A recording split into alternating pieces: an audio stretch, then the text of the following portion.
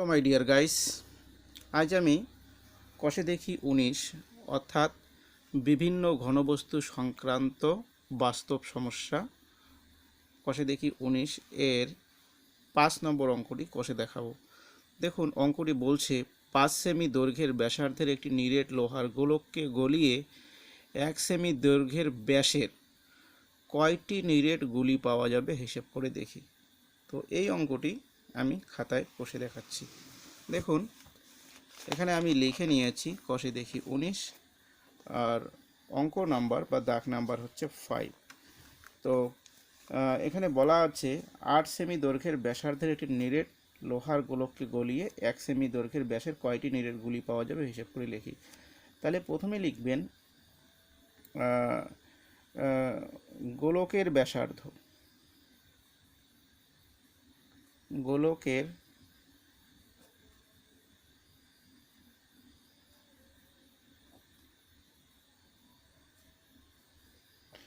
গোলকের ব্যাসার্ধটা হচ্ছে 8 সেমি। গোলকের ব্যাসার্ধটা কত সেমি? 8 সেমি। এবারে লিখতে হবে আয়তন। সুতরাং তাহলে আয়তনটা কত হবে? আমরা জানি গোলকের আয়তনের সূত্র 4/3 পাই আর কিউব এত ঘন সেমি। গোলকের আয়তনের সূত্র কি? 4/3 পাই আর মানে হচ্ছে ব্যাসার্ধ। এখানে যেহেতু ব্যাসার্ধের মানটা বলা ছিল সেই জন্য আমি বসিয়ে দিলাম এত ঘন সেমি। এবারে বলেছে যে যে গুলিগুলো পাওয়া যাবে, গুলির এখানে ব্যাসের দৈর্ঘ্য বলা আছে। তাহলে আমি লিখব আবার গুলির ব্যাস। গুলির ব্যাস হচ্ছে 1 সেমি। তাহলে বলুন তো বন্ধুরা, ব্যাসার্ধটা কত হবে? তাহলে ব্যাসার্ধটা হবে 1/2 এত সেমি। ভালো করে লক্ষ্য করতে হবে, এখানে কিন্তু ব্যাস বলা ছিল, ব্যাস থেকে আমি ব্যাসার্ধটাকে বাইর করে নিলাম। তাহলে বলুন আয়তন কত হবে?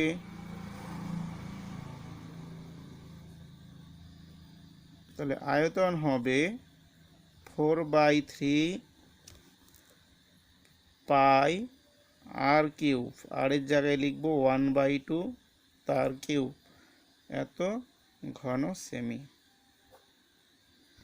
তাহলে এবার দেখুন বন্ধুরা, একটা জিনিস লক্ষ্য করুন, আমি যদি একটা বড় গোলক এখানে আর্ট করে নেই, এটার ব্যাসার্ধটা ছিল 8 সেন্টিমিটার। কত সেন্টিমিটার? 8 সেন্টিমিটার। এটাকে গলিয়ে ছোট ছোট কতগুলো গুলি বানাবো। গুলি মানে এখানে ধরুন মার্বেলের মতো কতগুলো গুলি বানিয়ে নেব। তাহলে এই গুলিগুলোর ব্যাসার্ধ হাফ বলা ছিল। ব্যাসার্ধটা কত বলা ছিল?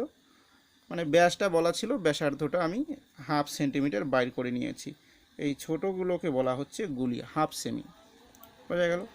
তাহলে কতগুলো পাবো? দেখুন, এই গোলকটাকে গলিয়ে যে গুলিগুলো পাবো, তাহলে বড় গোলকের আয়তন আর ছোট গুলিগুলোর মোট আয়তন সমান হবে, তাই তো? এবারে আপনারা এক্স ধরে গুণ করতে পারেন, অথবা ছোট গুলিগুলোর একটার আয়তন বাইর করে বড় গোলকটাকে ভাগ করে দিবেন, তাহলেও পেয়ে যাবেন।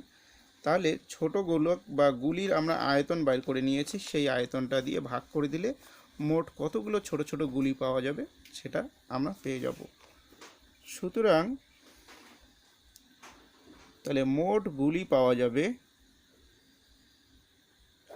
মোট গুলি পাওয়া যাবে কতগুলো পাওয়া যাবে?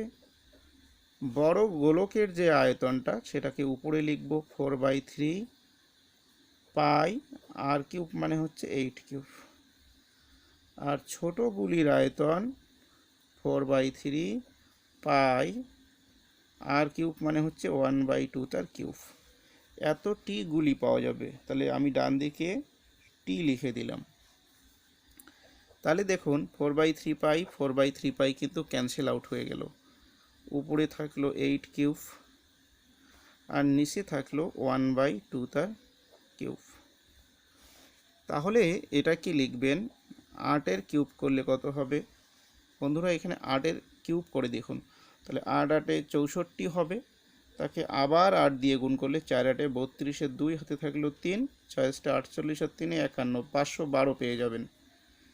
তাহলে উপরে পাচ্ছি আমরা 512 আর নিচে পাচ্ছি 1-এর ঘন করলে তো 1ই পাবো আর 2-এর ঘন করলে 8 পাবো।